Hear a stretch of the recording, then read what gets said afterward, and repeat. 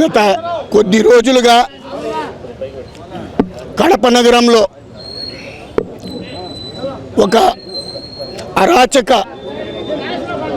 వాతావరణం క్రియేట్ చేస్తూ ఈ టీడీపీ ఇన్ఛార్జ్ అని చెప్పుకుండే ఈ మాధవ్ రెడ్డి మరియు శ్రీనివాసులు రెడ్డి మరియు అతనితో తిరిగే అల్లరి మూకలు రౌడీ షీటర్స్, మీరు ప్రజలు గమనించండి.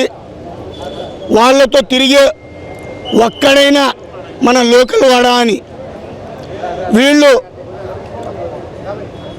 టౌన్లో ఉండే యూత్కి 20,000 30,000 చిల్లర డబ్బులు ఇచ్చి కండవాలు వేసేదానికోసం వాళ్లకు రోజు మందులు తాపియడము, రకరకాల అరాచకమైన కార్యక్రమాలకు ప్రోత్సహించేదానికోసం వాళ్లకు లోకల్గా ఉండే ప్రజలకు మనకు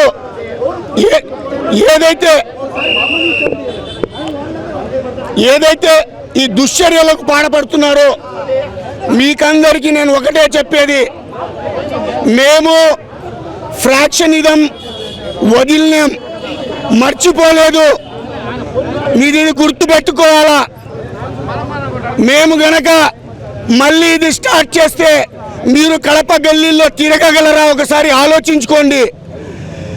మా సీఎం వైఎస్ జగన్మోహన్ రెడ్డి గారు ఇటువంటి చర్యలకు మాకు సపోర్ట్ చెయ్యొద్దు అని చెప్పి ఆయన దిశానిర్దేశం మీద మేము గమ్మను ఉన్నామే తప్ప, మీరు గత 4 రోజులుగా టౌన్లో చేస్తూ ఉండే దుశ్చర్యలు మేము గమనిస్తున్నాం.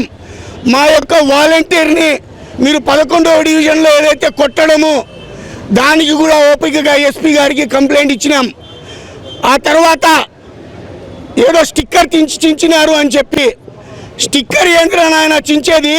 మేము చించాలనుకుంటే నువ్వు పెట్టిన 50 డివిజన్లో ఉండే స్టిక్కర్లు చించొచ్చు. మేము ఆ ఒక్క డివిజన్లోనే ఏమి నీకు క్యాడర్ ఉందా, నాకు క్యాడర్ ఉందా? 49 కార్పొరేటర్లు నాకుండారా, నీకుండారా? మేయర్ నాకుండారా, నీకుండారా? ఎంపీ నాకుందా, మినిస్టర్ నాకుండాడా, ఎమ్మెల్యే నాకుండాడా? నీ కాడ ఏముంది? నీ కాడ ఉండేది మదం.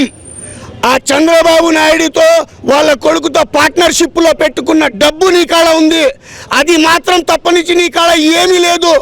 నీవు కిరాయి గుండాలను వెనకల వేసుకొని కడప వాతావరణాన్ని నువ్వు చెడుగా చేసే ప్రయత్నం చేస్తే మేము దీనికి ఒప్పుకోం. నువ్వేమనుకుంటున్నావు? జాగ్రత్తగా ఉండు, లేకపోతే నువ్వు కడపలో తిరగలేవు. అదే కాకుండా 39వ డివిజన్ మా కార్పొరేటర్ అయినటువంటి కమాల్ బాషా గారి ఆయన సొక్కా చూడండి. దయచేసి మీరు అంత రక్తపు మరకలు చూడండి. ఈయన కొడుకు మీద కత్తితో దాడి చేసి ఇప్పుడే రిమ్స్కి పంపించడం జరిగింది. ఇటువంటి చర్యలు ఎప్పుడన్నా కడప రాజకీయ హిస్టరీలో జరిగినాయా? ఈ శ్రీనివాసులు రెడ్డి, ఈ మాధవి రెడ్డి వీళ్లకు చేత కాక ఆడాయమ ఏం చెప్తే ఇతను అది వినాలా, లేకపోతే ఇతను కూడా పక్కనికి పోమంటుంది. ఇటువంటి వాళ్లకు వీళ్ళకి తీసుకొని వచ్చి నువ్వు ఈ ఆడ రాజకీయాలు చేయాలని అనుకుంటే మేము సహించేది ఉండదు. మేము మా నాయకుడు ఒకవేళ మనకు ఇప్పుడు న్యాయం ఇది జరిగితే సరే, లేకపోతే మనం ఎందాకైనా పోతాం.